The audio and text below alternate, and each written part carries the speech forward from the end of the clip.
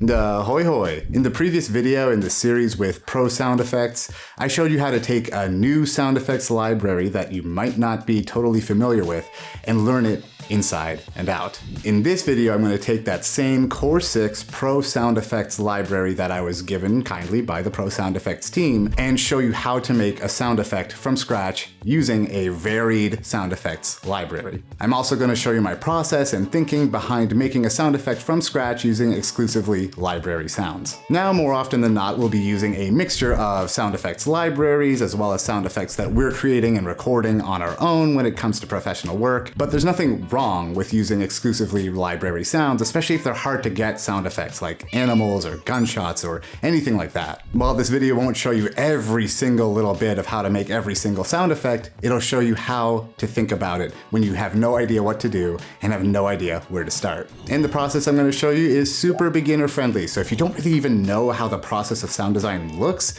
this will be a great place to start. So what we're going to do is take an animation from Doom the Dark Ages, the shotgun firing, and just redesign a sound from scratch to that animation. And before we dive in, a big thank you to Pro Sound Effects for giving their Core 6 library for use for this video. Okay, so here we are in Reaper, and I want to show you how I would use a library that maybe I'm not completely familiar with to start practicing and designing sounds with. So what I'll typically do is I'll find a video from a game, usually a short one, and then just design to it. And for our purposes, I have a video from Doom the Dark Ages, just the shotgun firing. And this is from a lovely channel called Weapons from Games that I highly recommend for anyone who wants to get material to download so that they can use it for their sound design work, because it's just someone shooting weapons from games. And we are just going to work with the shotgun. So I'm going to play the source material, the original sound right now. I'll play it again. So we have an incredibly cool shotgun sound. Now, one thing I want to point out to you when you start designing and practicing and working with material that already exists is that I personally don't like to try and recreate the original sound, because I'm not going to get anywhere near it, and they have their own processes and they have their own way of doing things. They might have different sound sources. There are all sorts of things that are baked into their process that will be different from my process. So I'm just going to try and make something that is good for me and not try and recreate the original thing. Sometimes that's valuable, sometimes that's useful, but I personally prefer not to kind of shackle myself that way, because usually I end up disappointed because I'll never get close to the original thing and it'll just end up being this weird mishmash. But it's good for practice if you kind of know going in that you're not necessarily going to hit it 100%, but it can be used as inspiration. So what we have here is a really cool shotgun sound with all sorts of detail, mechanics, boominess, reverb, so much stuff to kind of listen for and think about.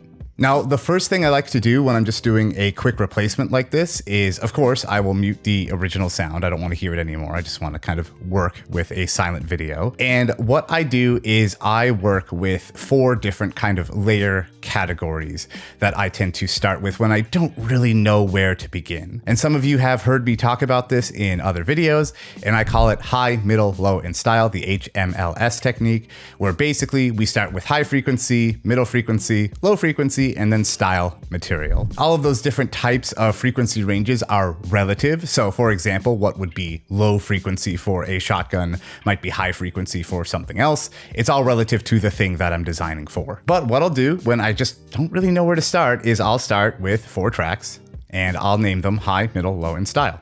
The style layer is where things get the most interesting. That's where things tend to go off the rails in a good way, where we tend to insert material that has nothing to do with the source. So it has nothing to do with a shotgun.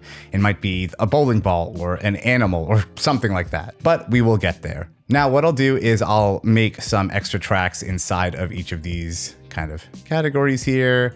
So what I'll do is I'll add, let's say, 3 tracks to each of these categories. So each one will be a folder containing 3 different tracks. Okay, so what we have here are 4 different categories: high, middle, low, and style, as folders with some blank tracks inside of them. So what I'm going to do now is I'm just going to open up my Media Explorer and then just start looking for stuff. So I mentioned this in my previous video where sometimes I just have no idea what I'm doing and I have no idea what I'm looking for. So I'll just start playing around. Now, what would a high frequency sort of sound be for a shotgun? We'll start with the mechanics because there are a lot of chunky sort of mechanics sounds to this. This thing's moving around a lot. So let's play around with that. Now, why not start with the word shotgun and see what comes up? Okay, so now I'm just going to look for some shotgun mechanics. So if I start kind of looking around, we might hear some shots, we might hear some mechanics. Let's see what we have.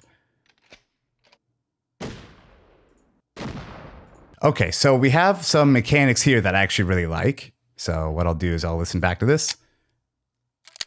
Cool. So even though this is the sound of a shotgun being loaded, I can still use this as a part of the shot itself because, you know, there's no actual loading happening here other than the kind of cock at the end.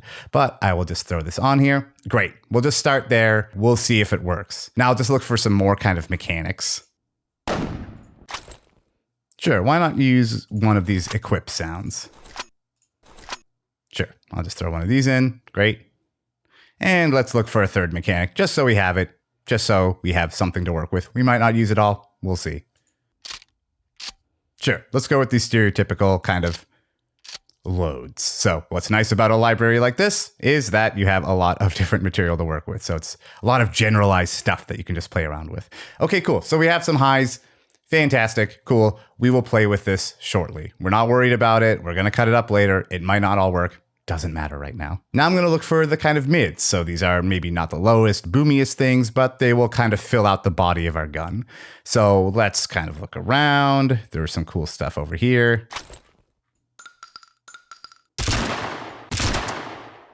Sure, let's use some of this stuff. So it might be a kind of higher middle, but it doesn't have a lot of boom to it, which is great. Cool, I like that one a lot. Let's throw it in and see what happens. Cool, great. So let's look around. We might layer multiple shotgun shots together, and we might even look for a different gun or a different kind of source material to work with here. But I'll stick with the shotgun for now and maybe use one more layer. Sure, let's start with that. Let's go with this. Cool, great, fantastic. We'll go with this, and let's stick with just these two for now. Maybe we'll come back and add a third middle, but we don't have to worry about it too much. Now for the low. So let's see if we have any low material. I think we do. Okay, so this is generally kind of low. Okay, yeah, might as well throw one in there. Great, cool. I actually like that maybe as a potential mid, so I'll throw that in there. Great. Yeah, I like that thud. And let's add a third just so we have it. Yeah, sure. Why not? Let's throw it as a low. Okay, and we are going to leave style for last. We're not necessarily going to throw that in there right now. But what we're going to do now is we're just going to cut it up loosely, play around with it, see how it sounds in a very, very general sense. So I'm going to do that now. Just kind of cut up these layers, time it to the video loosely and make sure it kind of works. See what layers are working, see what layers aren't working, and then go from there. Okay, so all I did was take those layers that we picked super quickly and just cut them up, timed them loosely to the video, and then hit play. So we are in a pretty good spot for very little time. So we're not trying to match the original. Again, it would take a lot longer to do that than just cutting up a bunch of layers, and we need to personalize it and stuff still. But this is without much volume adjustment. I just turned things down essentially. And this is with no panning adjustments or plugins or anything like that. So this is how it sounds now, and we'll add more to it.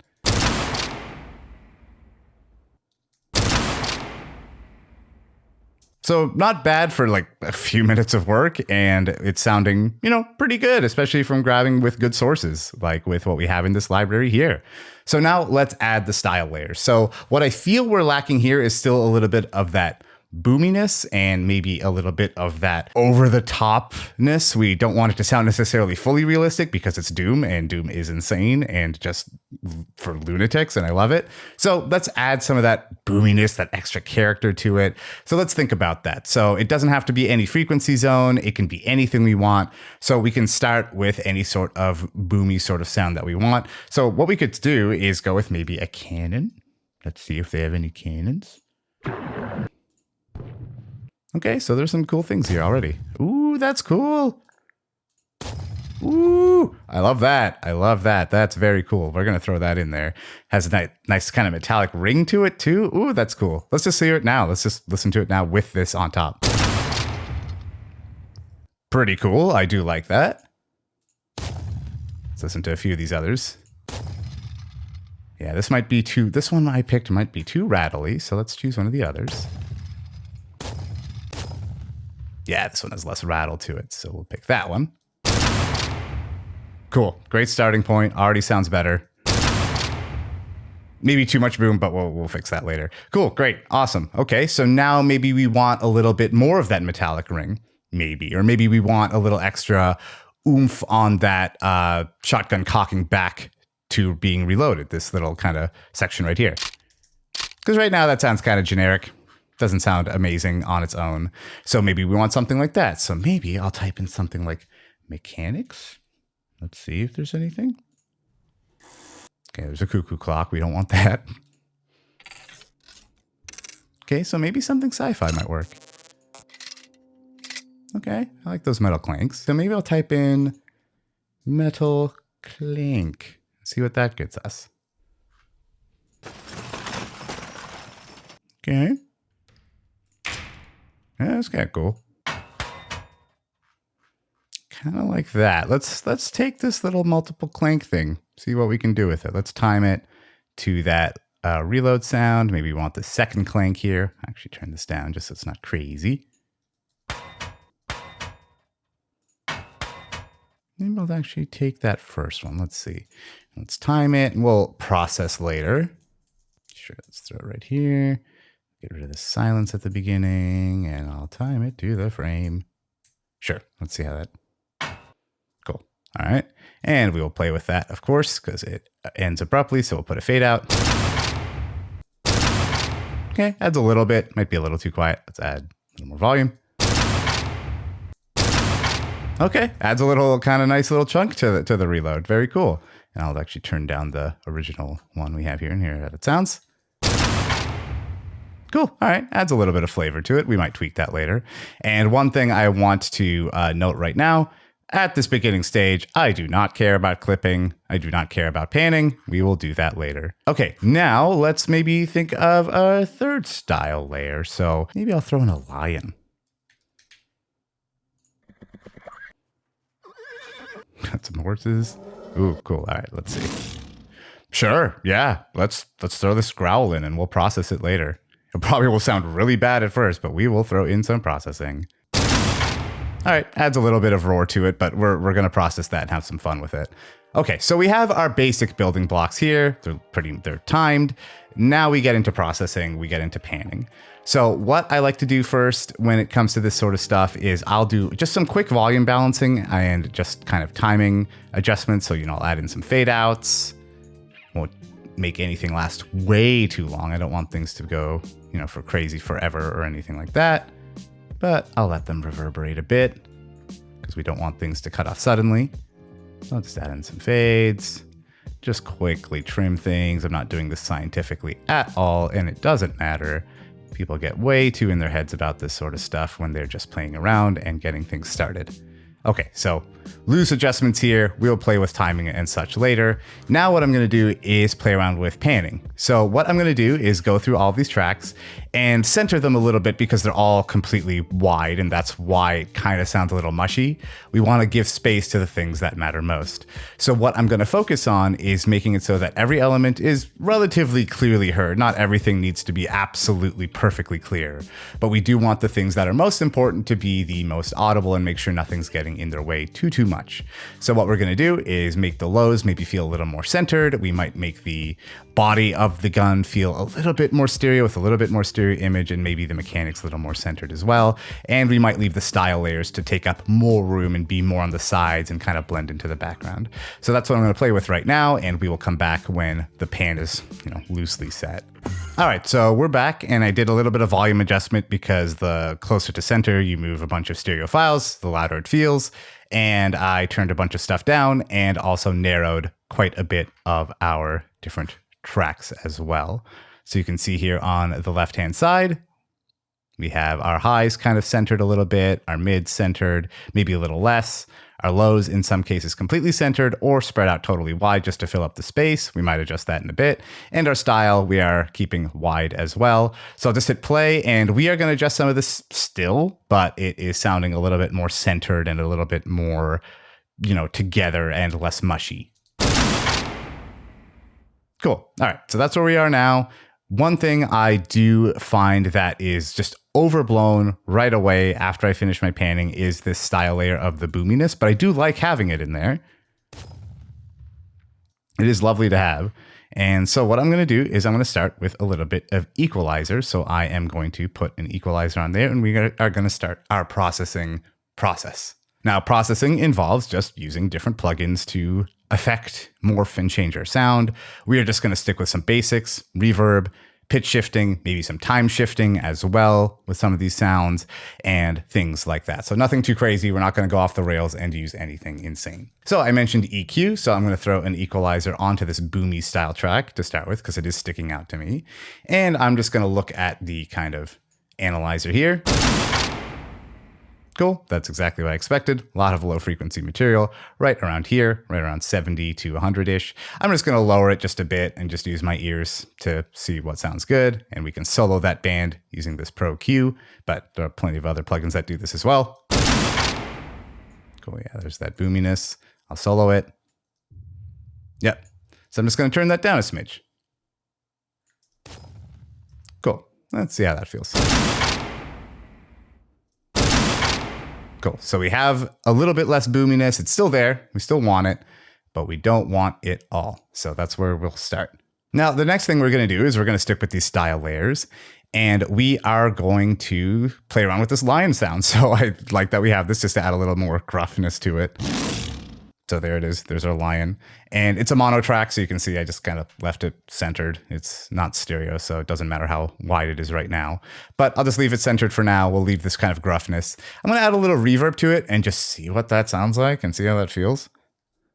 So I'll add reverb. This is my personal favorite. You can use whatever you want. This is the FabFilter Pro R. I'm not sponsored by them or anything. They just make good plugins. So just play around with this. I'll solo it. Let's just see what happens. You can see I'm doing a lot of experimentation. That's most everybody in sound design. You won't really sit down and be like, I know exactly what to do. I know exactly what layers to pull. Sometimes you might have some inspirations, but you won't always know what you're doing right off the bat. Cool. There's some reverb.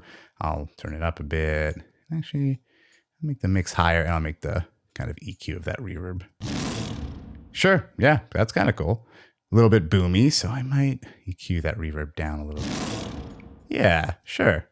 Let's stick with that and see how that feels. Cool. Yeah, adds a little bit of gruffness. I'm going to turn it up and just see what that sounds like.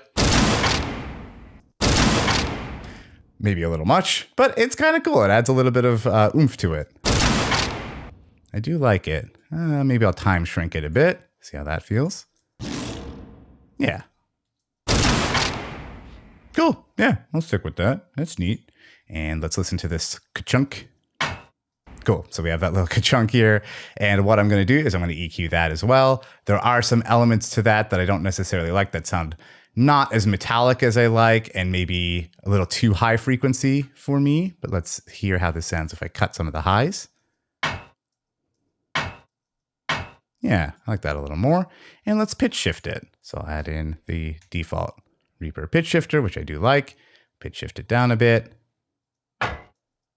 Cool. Yeah, let's see how that feels. Let's pitch shift it down more. That might be a bit too much. Yeah, that's way too much. All right, let's make it just subtle. Yeah, like that. I'll turn it down just a smidge. Yeah, cool. That sounds a little bit better. Nothing too crazy. Some of the adjustments will be subtle. Now let's go to this low section here. Cool. Actually, I'm going to drag that in a bit pan-wise. So I'll zoom in here, and you can see me just center that, and let's see how that sounds. Yeah. Yeah, that might be a bit better. We might have too many highs in there, so I will get rid of some of that shimmery, noisy bit to it. Cool. Yeah, I like that. Let's listen to the second one. Nothing too crazy there, just a little pop. I'm going to turn it up just a bit and just leave it alone. And we have this one too. I like that. I'm just going to leave that alone. Not everything needs to be processed all the time. That's cool too.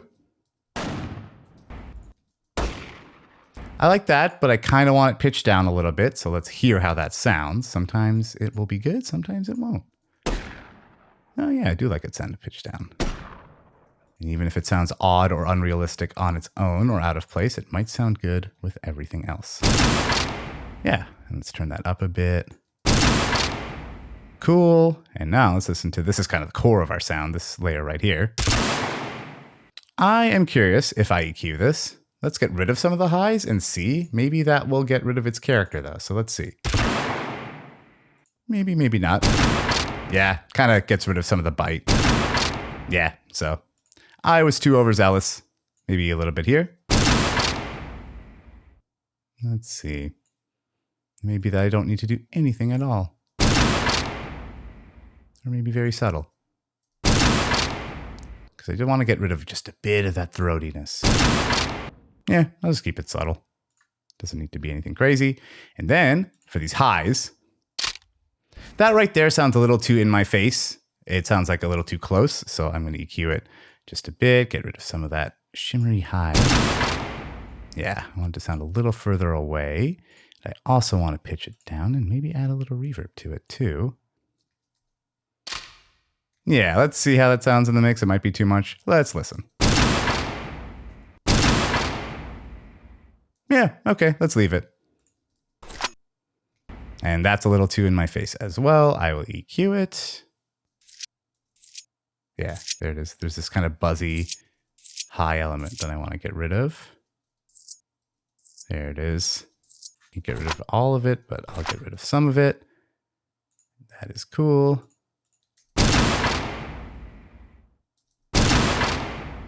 Cool. And let's listen to... Let's see. We might not need to do anything with this, and we might just want to retime it. Let's see if I just move it forward a couple frames, how that feels. Ooh, yeah. I like that. Yeah, that little click a little later sounds cool. It adds a little more dimension to it. Yeah, I like that click coming a little bit later. It makes it sound like there's more rattly parts to the shotgun. So not everything has to start right at the beginning. And honestly, most of the time I end up tweaking this for much, much longer and playing around with timing with all my layers as well. But for the purposes of this video, we'll just kind of keep it around here. So I'll just retime it there and let's hear how this all sounds now. Let's play with the fade outs a little bit more. Yeah, I like that. Cool. All right. So let's leave it there for now. Now, with very little work and very little time, we have a rough, pretty good starting place for a sound of a over-the-top shotgun. Now again, we're not trying to make the original sound, and with the amount of time that we spent on this, we did pretty darn good. So having a good library can be a really good starting place to just generate ideas. And what is important is iteration. So sound design is all about that. I would rarely ever send in a sound to a developer and say, this is it, the first try is perfect. Sometimes that happens, but usually there's iteration that happens. So I would export this and send it over as a first draft, kind of a first run to the developers, to the people I'm working with, and be like, here's what I'm thinking. Here's the general direction. It's not done by any means. There's still some mushiness to work with. There's still lots of processing we could do. But within a very short period of time, we have something that we can demonstrate to other people and just show, hey, here's something that I have in mind. Here's some ideas that I have. Here's some stuff that sounds pretty good, especially for the amount of time that you spent. And you can do this with dozens of sounds in a day, send them off, and then have a really good starting place to go from to get feedback with.